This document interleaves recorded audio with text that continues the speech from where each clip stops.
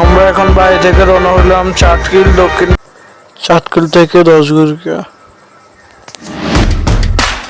চাটকিল থেকে রসগুরিকা lake view পার্কেতে যাচ্ছি।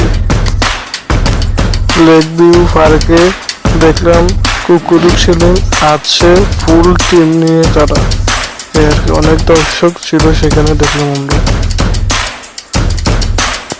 পরে ঢুকে দেখলাম আমরা সব আমাদের নোয়াখালীর সব ছেলেপিটিরা সেখানে।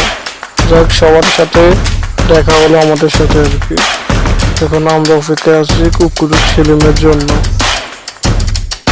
যাক, শেষমেশ কুকুরুক সেলিম এসেছে।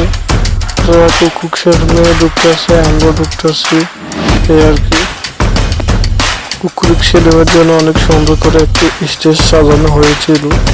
যাক, অনেক ভালো লাগলো। সেখানে যেয়ে কে কে গিয়েছিলেন কমেন্ট বক্সে জানাবেন।